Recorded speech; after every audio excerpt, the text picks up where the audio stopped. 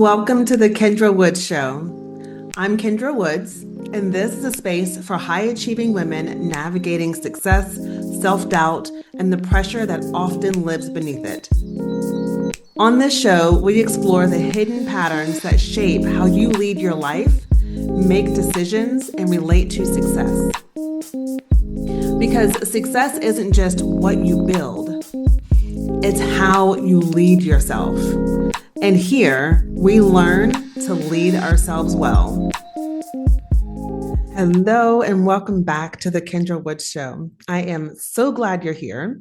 So today, we are continuing our series on the 4 high-functioning self-doubt archetypes. And in this episode, we're going to be talking about the prover.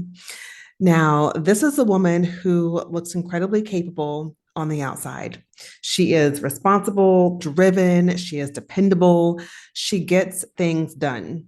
She holds a very high standard, and she is often the one that people count on.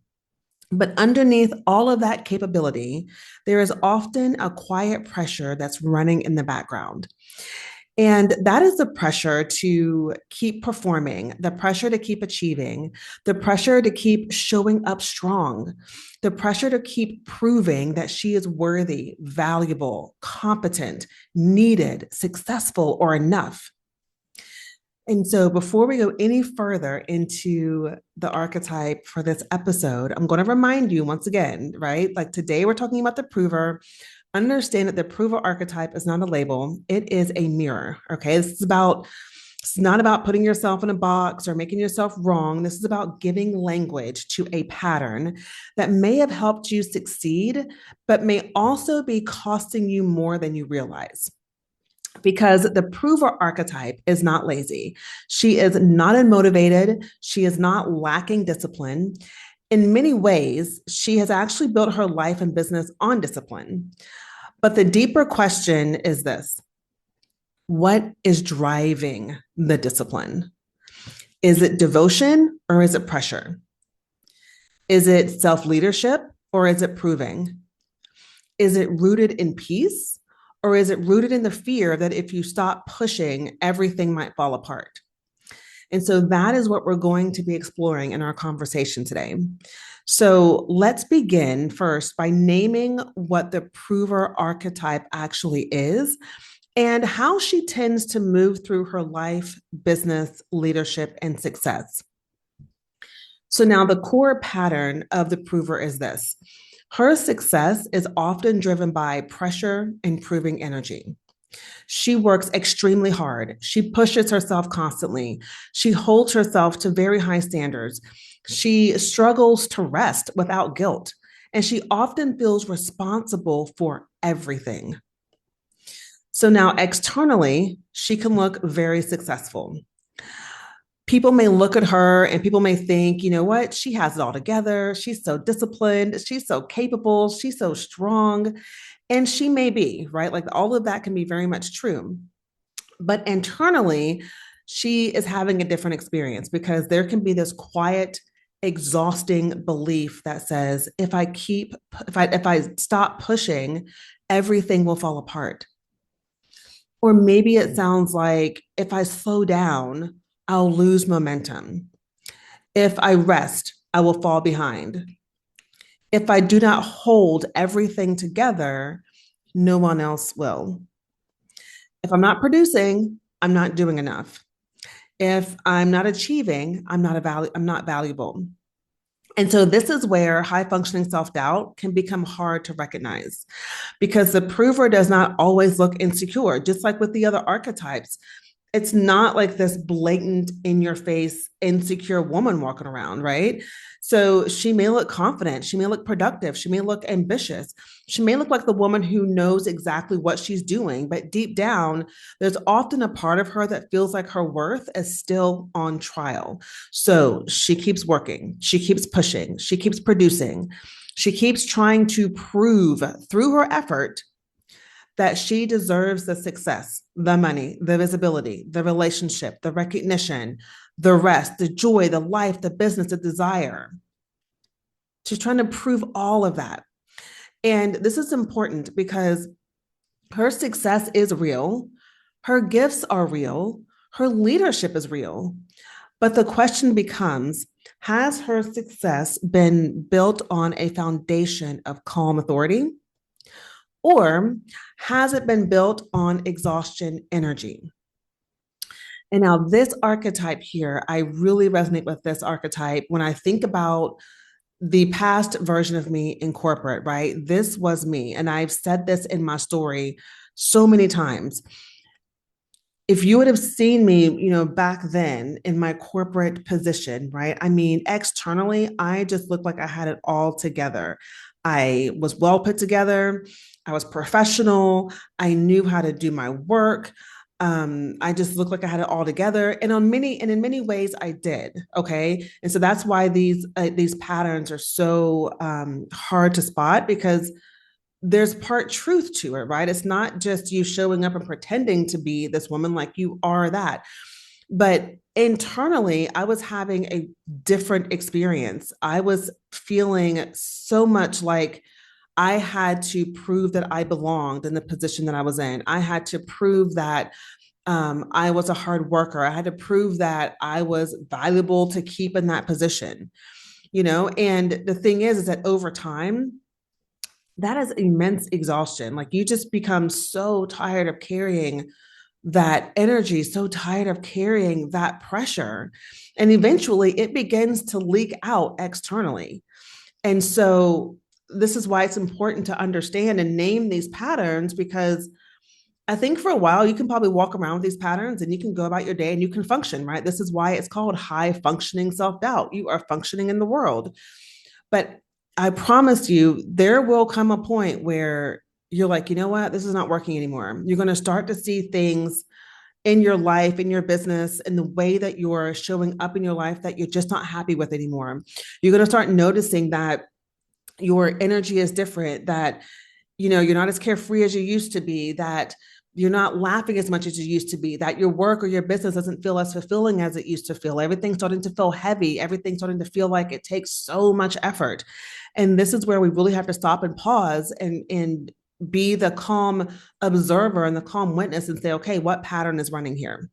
So I want to give you a couple of concrete examples of how this prover archetype shows up, because sometimes, again, this pattern can feel subtle until you see it in real life. So one way that the prover shows up is in the way that she leads herself around work. For example, she may tell herself she's just being responsible. She may say, I just need to get this done. And of course, there are moments in life and in business where things just, they need to get done, right? But for the prover, everything can start to feel urgent. Every task feels like it matters. Every delay feels like a threat. Every pause feels like she's falling behind. So instead of working from clarity, what happens is she begins to work from pressure. She answers the email even though she's exhausted. She keeps tweaking the offer even though it's already clear. She stays up later than she should because she feels behind and she's like, oh, I got to catch up. She says yes when she wants to say no because she does not want to disappoint anyone. She keeps stacking more onto her plate because somewhere inside, doing more feels safer than trusting herself with enough. And again, from the outside, this may look impressive. People are like, wow, like if you want something done, give it to her, right? But on the inside, she's not just working, she is bracing. She's trying her best to make sure nothing falls apart. She's trying to make sure that no one questions her, that she doesn't make a mistake. She's trying to make sure she cannot be seen as lazy, inconsistent, unprepared, selfish, irresponsible, or not enough. A second way that the prover archetype shows up is in how she relates to rest and receiving. She may deeply desire a softer life, right? We all know about the whole like soft life era and soft life trend. And I think if you recognize yourself in this archetype, there's a part of you that deeply desires to be able to live that softer life, right? And so the approval archetype, she wants that. She desires a softer life. She may want more peace. She may want a business that does not require her to constantly override herself. She may want to trust that she can be supported, that money can come in without her gripping, that she can be loved without performing, that she can lead without exhausting herself. But the thing is, when rest actually becomes available, her nervous system may not know what to do with it. So even when she has space to rest and relax, what does she do? She feels it. Even when she's done enough, she's still looking for more. Even when things are working, she is searching for what might go wrong, right? She's bracing. Even when she receives support, she may feel guilty or uncomfortable for that support that she's receiving. So, because the prover often does not just struggle with rest, right? She doesn't just struggle with that. She struggles with believing that she's allowed to have good things without earning them through overexertion. And that is the deeper ache because she wants to feel successful. But more than that, she wants to feel free inside of her success. She wants to feel proud of what she is building without being consumed by it. She wants to feel powerful without feeling pressured. She wants to feel devoted to her work, to her business, to her career without feeling depleted. She wants to know that she can lead, create, earn, grow, expand, and become more without abandoning herself in the process. And this is where we have to talk about the cost of staying in the prover pattern. Because again, the issue is not that she is ambitious. The issue is not that she has high standards. The issue is not that she cares deeply. The issue is what happens when all of this is driven by the need to prove. So the cost of the prover pattern is that success starts to feel heavy. Even when she is achieving, she may not feel fully satisfied. Even when she reaches the goal, she may immediately start looking for the next thing that she needs to do. Even when people affirm her, celebrate her, recognize her, it may only soothe her for a moment before the pressure comes back right again. Because proving energy is never fully satisfied. It is always moving the finish line. This energy says, do more, be better, try harder, don't slow down, don't let them see you struggle, don't need too much, don't rest yet, right? And so this is how a woman can be successful, but not feel safe. This is how she can be accomplished, but not fulfilled. This is how she can be seen as strong, but secretly feels exhausted. This is how she can build a business, a career, a life, a body of work, a reputation, and still feel like she has to keep earning her right to be there. And so I want to speak directly to the woman right now who recognizes herself here. You may have built beautiful things from this part of you. You may have achieved things that other people admire. You may be the woman who was the first in your family to achieve the things that you have achieved. You may have become the responsible one, the strong one, the capable one, the one who makes things happen. And I want you to know, right, there's nothing wrong with your ambition. These are actually beautiful gifts. There's nothing wrong with your desire. There's nothing wrong with your standards. There's nothing wrong with wanting to build, lead, create, earn, grow, and become more. But the thing is that you're not meant to be driven by the fear that if you stop pushing, you will lose everything. You are not meant to lead your life from the belief that you must constantly earn your worth. You're not meant to build success that costs you your peace. So the shift for the prover is not to stop caring. It's not to stop working. It's not to lower her standards or abandon her ambition. The shift is actually deeper than that. The shift for the prover is moving from proving to what I call embodied leadership, from pressure to devotion, from earning worth to expressing worth, from I have to keep pushing so everything does not fall apart to I can lead from grounded trust, clear standards, and clean energy. This is where self leadership becomes so important. Because when the prover begins to lead herself differently, she starts to notice the energy underneath her actions. And she can ask herself, am I doing this because it is truly aligned or because I'm afraid of being seen as not enough? Am I saying yes from devotion or from fear of disappointing someone? Am I working late because this is actually necessary or because I do not trust that I have done enough? Am I holding a high standard or am I using perfection as a way to protect myself from judgment? So this is not about becoming passive. This is about becoming clean, clean in your decisions, clean in your energy, clean in your leadership, clean in the way you move. Because there is a version of you who can be deeply devoted without being driven by pressure. There's a version of you who can lead powerfully without constantly bracing. There is a version of you who can hold a high standard without turning that standard into a weapon against yourself. There is a version of you who can build the business, create the impact, make the money, lead the room, hold the vision, and still feel deeply connected to herself. That is what becomes possible when you stop proving and you start leading. And this is the exact kind of transformation I care so deeply about. Not just helping you do more, not just helping you perform better, not just helping you achieve another goal while secretly feeling exhausted inside, but helping you become the woman who can hold her success differently.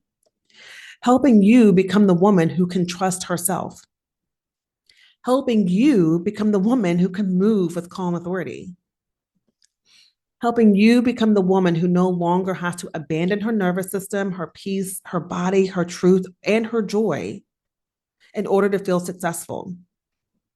Because success is not just about like what you produce. It is about who you become while you are producing it. It is about how you lead yourself when things are uncertain. It is about how you hold your desire without turning it into pressure. It is about how you stay rooted when your mind wants to prove, perform, protect, or overfunction. That is a deeper work. So let's bring this all home now and make it personal. So if you recognize the prover in yourself, I want you to pause and ask. I want you to ask yourself these questions. Where have I been trying to earn what I am already worthy of? Where have I been using pressure as proof that I care? Where have I been mistaking exhaustion for responsibility? Where have I been pushing because I do not yet trust that I can lead without force? And maybe the most important question here is who would I become if I no longer had to prove my worth through overworking, overgiving, overfunctioning, or overperforming? Because there is a different way to lead, a way where your ambition does not have to disappear, a way where your standards do not have to lower, a way where your desire does not have to be made smaller, a way where you can still rise, still build, still create, still move, still lead, but from a place that feels steady, clear, powerful, and whole. And so this is the invitation, not to become less, but to stop making yourself earn the right to become more. And so if this episode is speaking to something deep within you, I want to invite you into a few next steps. So at the time that this episode will air, we are towards the end of Lead Like Her week. And so if you've missed this week at the live trainings, you can still join us because the replays will be available until July 3rd. And so inside of Lead Like Her Week, this is a complimentary 7-day self-leadership experience that I'm doing. We are exploring what it means to lead yourself differently, not from pressure, not from proving, not from urgency, not from constantly bracing for what could go wrong, but from calm authority, self-trust, emotional steadiness, and clean energy. So if you want to experience this work and begin practicing a new way of leading yourself, you can register at the link in the show notes below.